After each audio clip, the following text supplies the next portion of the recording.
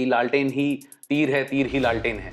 जनसुराज को लेकर के जो जिस तरीके से राइट ऑफ किया जा रहा है, जेडीयू खुद बीजेपी को कहीं ना कहीं कटसाइज करने की कोशिश कर रहा है। बीजेपी की भी जो सीट्स कम हुई है, हालांकि जेडीयू की तो बड़ी है। सबका फेवरेट जनसुराज का क्या इम्पैक्ट, जेडीयू ने जिस तरीके से फाइट बैक किया है, स्थिति 2020 में महागठबंधन के लिए थी। एक्सिस माई इंडिया ये कह रहे हैं इनका भी ठीक ठाक रिकॉर्ड है, एक एज एनडीए को है वहां पे, लेकिन एक पावर टसल उनके बीच में चल रहा है। लाभ हुए हैं, उसकी वजह से दोनों ने गेन भी किया है। Numbers क्रेडिबिलिटी के लिए जरूरी है कि हम कैसे भरोसा कर ले। एक तो जो स्पेशल इंटेंसिव रीजन के तहत जो पॉलिटिकल पार्टीज भी लगी हुई थी कि जो लोग छठ में आए हुए हैं, अराउंड 40 सीट्स ऐसी होने वाली हैं जहां पे बहुत क्लोज कॉल हो सकता है। बिहारी ब्रदर्स जो है जेडीयू और आरजेडी, और 0 से 2 सीटें शायद जनसुराज जीत सकती है। तो इतना कॉम्प्लेक्स और ऐसी विचित्र स्थिति है बिहार की। नमस्कार, पावर पॉलिटिक्स में आपका स्वागत है। मैं हूं योगेश, मेरे साथ है विनीत। आज बिहार इन नंबर्स में हम एग्जिट पोल्स के नंबर को डिकोड करने वाले हैं।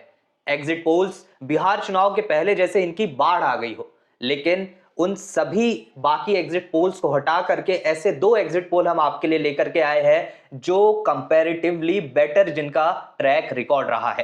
पहला उसमें से है एक्सिस माई इंडिया और टुडेज चाणक्य। पिछले 2024 के लोकसभा चुनाव हो या बाकी हरियाणा चुनाव हो, ऐसे में ये एग्जिट पोल्स भी फेल हुए हैं, लेकिन अगर इनका पिछला 5-10 साल का रिकॉर्ड देखें तो ये दो एग्जिट पोल्स का रिकॉर्ड बाकियों से कंपैरेटिवली बेटर रहा है। तो सबसे पहले बात करते हैं विनीत हम एक्सिस माई इंडिया की। इसका अगर हम सैंपल साइज देखें तो 42,031 सैंपल साइज है।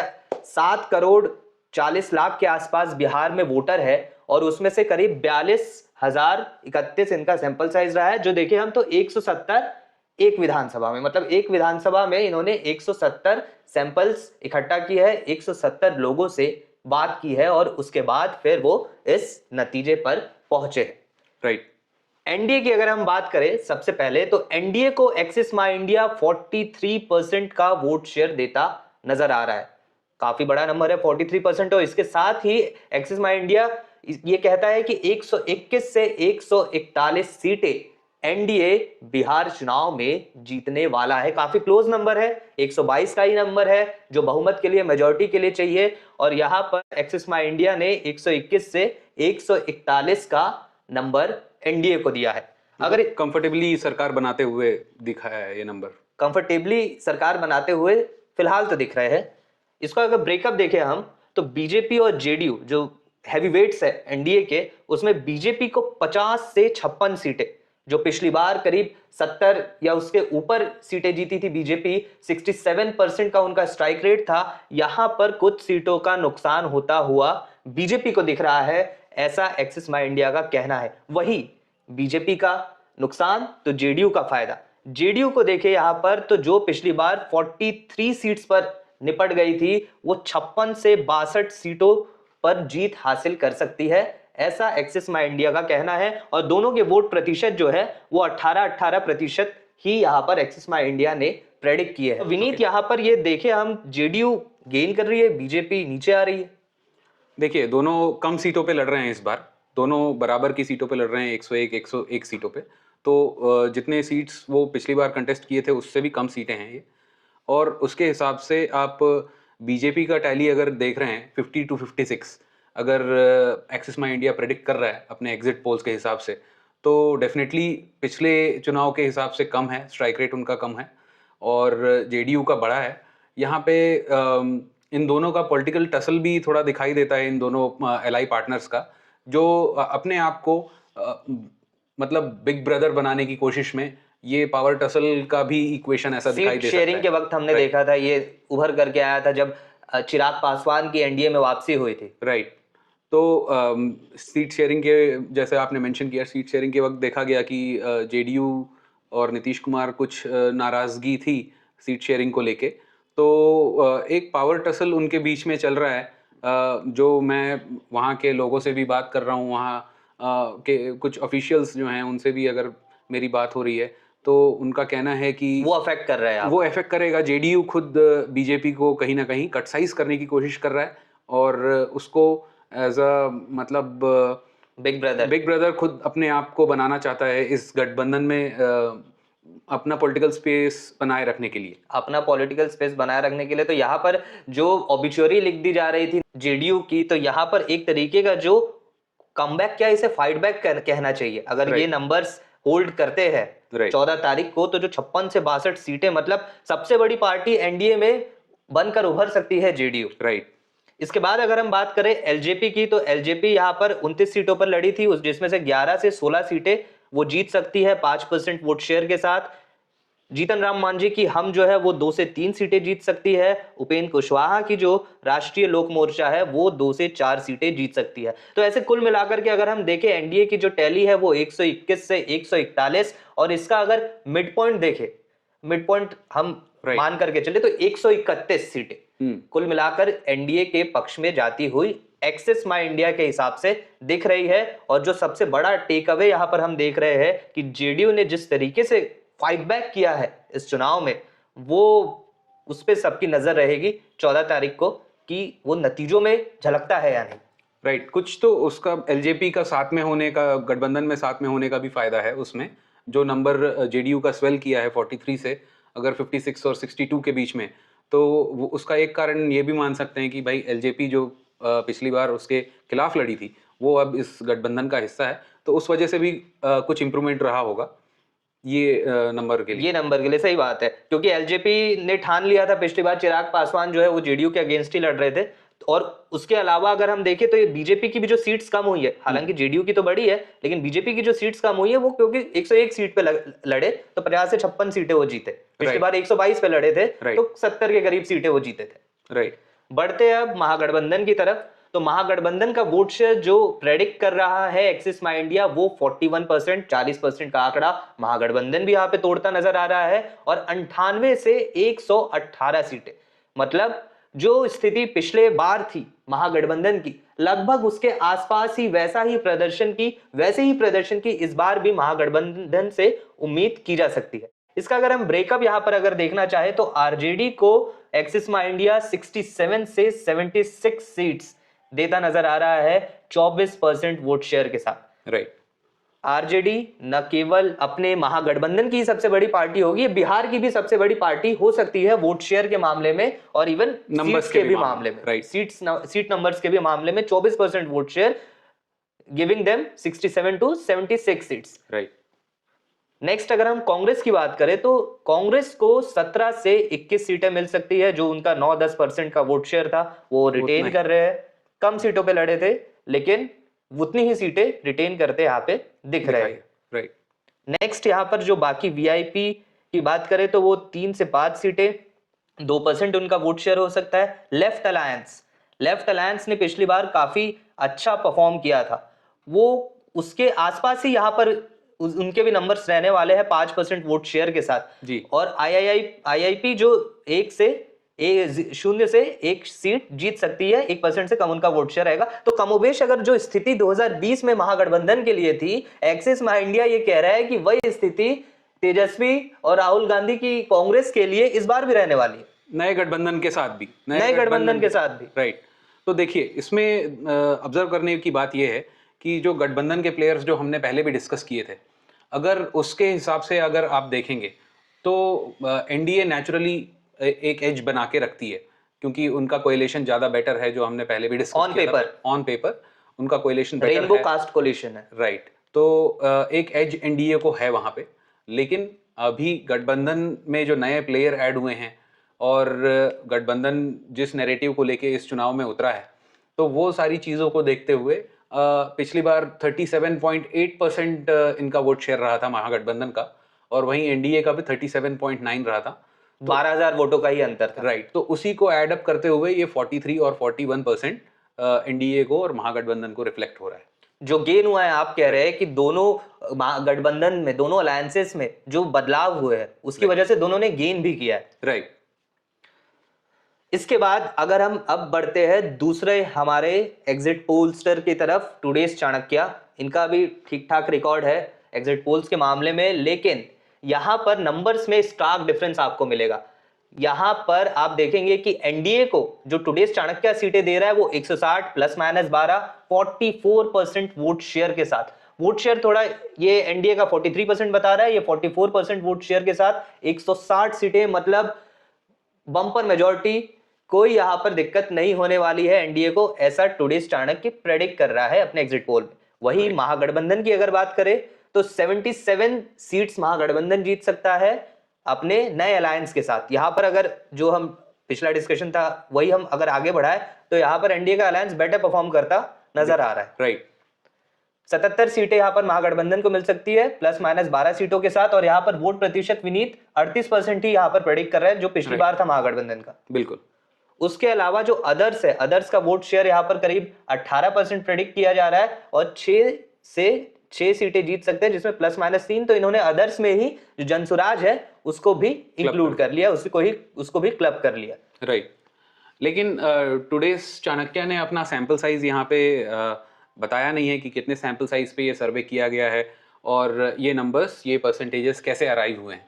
तो ये उन्हें करना चाहिए। सैंपल साइज आप बताएंगे तभी लोग समझ पाएंगे कि ये कितने लोगों से बात किया है या क्या है। परसेंटेज देने से नंबर्स क्रेडिबिलिटी के लिए जरूरी है कि हम कैसे भरोसा कर ले, आपका जो मेथोडोलॉजी है, आपने कितने ज्योग्राफी में कवर किया है, कितने डेमोग्राफी में कवर किया है, क्या टाइम फ्रेम रहा है, राइट, कितने आपके सर्वेयर्स रहे हैं, पर असेंबली आपका क्या सैंपल साइज है। जो एक्सिस माई इंडिया ने दिया है वो डेटा, वो टुडेस चाणक्य ने नहीं दिया। राइट। शायद यही वजह है कि बिहार में जो एग्जिट पोल्स का ट्रैक रिकॉर्ड रहा है वो बरियल ग्राउंड है एग्जिट पोल्स के लिए, कि वहां पर more than 60-70% exit polls fail ही होते हैं। राइट। कोई सही प्रेडिक्ट नहीं कर पाता। तो इतना कॉम्प्लेक्स और ऐसी विचित्र स्थिति है बिहार की। एक्सेस माई इंडिया का भी अगर सैंपल साइज देखेंगे, अगर पर असेंबली 170 अप्रोक्सीमेटली 170 लोगों से 175 लोगों से इंटरव्यूज करके या फिर उनका ओपिनियन पूछते हुए उन्होंने ये सर्वे अराइव किया है, जो कि 0.05% ऑफ द वोटिंग ग्रुप है। तो वो काफी इलेक्टर्स है, तो वो काफी छोटा वोटिंग ग्रुप है। उससे एक्स्ट्रापुलेट करना और इस नंबर्स को एक्स्ट्रापुलेट करना काफी ट्रिकी है। उसके अलावा भी काफी फैक्टर्स प्ले इन करते हैं जो कि नंबर्स में कैप्चर नहीं होते हैं। तो आज हम उनको भी डिस्कस करेंगे इस वीडियो में कि जो ये सर्वे एजेंसीज नंबर्स के द्वारा कैप्चर नहीं कर पाई है, ऐसा क्या क्या सिनेरियो हो सकता है। नेक्स्ट अगर हम बात करें तो जो जिन फैक्टर्स की बात कर रहे थे विनीत, जो रिफ्लेक्ट नहीं हो रहा है इन नंबर्स में, उनको अगर थोड़ा सा उस पर नजर दौड़ाए तो पहला है वोटर टर्नआउट। इस बार 1951 के बाद, आजादी के बाद सबसे ज्यादा वोटर टर्नआउट बिहार चुनाव में देखने को मिला, 66.91%। इसका क्या सिग्निफिकेंस है विनीत? देखिए, वोटर टर्नआउट काफी बम्पर वोटर टर्नआउट है इस बार बिहार में। कभी इतना वोटर टर्नआउट देखने को नहीं मिला है। तो 2-3 कारण इसके हो सकते हैं जो हम समझ पा रहे हैं। एक तो जो स्पेशल इंटेंसिव रीजन के तहत जो वोटर लिस्ट रिवीजन हुआ है बिहार में, उससे करीब 48-50 लाख लोग के वो आईडीज हटा दी गई हैं। परमानेंटली उनको हटा दिया गया है वोटर लिस्ट से। तो एक डिनोमिनेटर भी चेंज हुआ है, इसके वजह से भी वोटिंग परसेंटेज शूट अप हुआ है थोड़ा सा। इसके अलावा जो पिछले आप इलेक्शंस देखें तो पिछले इलेक्शंस हमेशा बिहार में दिवाली के पहले होते आए हैं, और इस बार का जो इलेक्शन हुआ है वो छठ पूजा के बाद हुआ है। दिवाली और छठ के बाद हुआ है, राइट। तो most of the migrant workers जो बाहर स्टेट्स में जाके काम करते हैं, वो छठ पूजा is unmissable thing for them. वो आते ही हैं छठ पूजा में अपने घर, तो वो रुक के वोट किया है उन्होंने, उनके वजह से भी एक वोटिंग परसेंटेज बढ़ा है। और ये जो स्पेशल इंटेंसिव रीजन के वजह से जो वोटर डिलीशंस हुए हैं, इनका भी एक डर था लोगों में, वोटर्स में, कि भाई हम अगर मतलब वोट नहीं अगर डालेंगे तो हो सकता है कि हमारा भी अगले बार डिलीट हो जाए या फिर हमारा नाम वोटर लिस्ट से हट जाए। तो ये एक डर का भी फैक्टर हो सकता है कि भाई आप देख रहे हैं इतना बम्पर टर्नआउट हुआ है। और जो बाहर से माइग्रेंट वर्कर्स आए थे, प्रदीप गुप्ता को ही मैं सुन रहा था, वो बता रहे थे कि इस बार पॉलिटिकल पार्टीज भी लगी हुई थी कि जो लोग छठ में आए हुए हैं उनको माइक्रो मैनेज किया जा रहा था। उनके आने का टिकट हो, उनके रहने की व्यवस्था हो, या बाकी सारी चीजें जो है पोलिंग डेट तक पॉलिटिकल पार्टीज ने भी इंश्योर की, जो एक बड़ा फैक्टर रहा इस हाई वोटर टर्नआउट का। बिल्कुल। इसके बाद अगर हम बात करें क्लोज कॉल्स, राइट, यहाँ पर एक्सिस माई इंडिया की बात करें तो समवॉट क्लोज ही है इसके नंबर्स। राइट। क्लोज कॉल इस इलेक्शन में भी पॉसिबल है? बिल्कुल बिल्कुल पॉसिबल है। मैं जिस तरह से देख रहा हूँ, अराउंड 5000 के नीचे जो मार्जिन रहने की सीट्स हैं वो अराउंड 40 सीट्स ऐसी होने वाली हैं जहाँ पे बहुत क्लोज कॉल हो सकता है। मार्जिन 5000 से नीचे हो सकता है। कोई थर्ड पार्टी प्लेयर जो भी है वहाँ पे, इंडिपेंडेंट भी वहाँ पे खेल बिगाड़ सकता है, कोई जनसुराज भी खेल बिगाड़ सकती है। तो ऐसे 40 अप्रॉक्सीमेटली सीट्स हैं जिसमें मार्जिन 5000 से नीचे होने वाला है।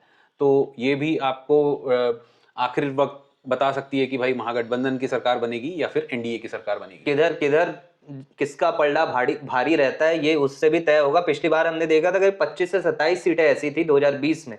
इस बार वो आंकड़ा और शूट अप कर सकता है, 35 से 40 जा सकता है। बिल्कुल, ये हम संभावना जता रहे हैं यहाँ पर। राइट। तीसरा, सबका फेवरेट जनसुराज का क्या इम्पैक्ट रहने वाला है इस चुनाव में। तो यहाँ पर अगर हम एक्सिस माई इंडिया के डेटा की बात करें तो जनसुराज को 4% वोट यहाँ पर उन्होंने दिया है और 0 से 2 सीटें मिलती हुई दर्शाई है। तो एक तरीके से प्रशांत किशोर की जो पार्टी है जनसुराज है उसको जितना मीडिया से ट्रैक्शन मिल रहा था और जिस तरीके की रिपोर्ट्स हम देख रहे थे, यहाँ पर एग्जिट पोल के आंकड़ों में उनको एक तरीके से राइट ऑफ ही कर दिया गया। देखिए, एग्जिट पोल के आंकड़े तो बिल्कुल ब्लैक एंड व्हाइट में है कि भाई 4% वोट शेयर है और 0 से 2 सीटें शायद जनसुराज जीत सकती है। तो अगर नंबर्स पे ही आप देखेंगे तो ये सिर्फ सीधा राइट ऑफ कर देना हुआ। लेकिन माइक्रो लेवल पे अगर जाके देखेंगे तो आपको दिखाई देगा कि जनसुराज पार्टी भी एटलीस्ट 25-30 सीटों पे अपना इम्पैक्ट डालेगी। वो हार जीत का फैसला वहां पे भी निर्णायक साबित होगा। जनसुराज का रोल जो है अभी वो भले ही रिफ्लेक्ट नहीं हो रहा है क्योंकि ये एग्जिट पोल्स का जैसे हमने बताया कि इनका रिकॉर्ड बिहार में बरियल ग्राउंड ही रहा है। हमेशा ही मैक्सिमम बार ये 70% टाइम से गलत ही साबित होते आए हैं। तो हमें नतीजों का इंतजार करना चाहिए। जनसुराज को लेकर के जो जिस तरीके से राइट ऑफ किया जा रहा है वो हमें अंतिम सत्य नहीं मान लेना चाहिए। नतीजों में हम देखेंगे कि वो कुछ ना कुछ इम्पैक्ट 25 से 30 सीटों पर इम्पैक्ट करता हुआ नजर आ सकता है। बिल्कुल। इसके बाद अगर हम देखें power tussle between JDU and BJP, इसे कैसे डिफाइन करेंगे आप विनीत? देखिए, मेरी कुछ वहाँ पे पॉलिटिकल सर्कल्स में और अदर जगह भी बात हुई है। तो कई जगह ये बताया गया है कि जब से सीट शेयरिंग हुआ था एनडीए में तो जेडीयू काफी नाराज था उसको सीट शेयरिंग को लेके। और इस बार चुनाव में जेडीयू बीजेपी को कट साइज करना चाहता है क्योंकि जेडीयू अपना पावर डायनेमिक्स वहां पे बना के रखना चाहता है विद इन द स्टेट। वो बिग ब्रदर बनना चाहता है इन द स्टेट, नॉट कि भाई बीजेपी ज्यादा नंबर ऑफ सीट्स लेके मुझे डिक्टेट करे।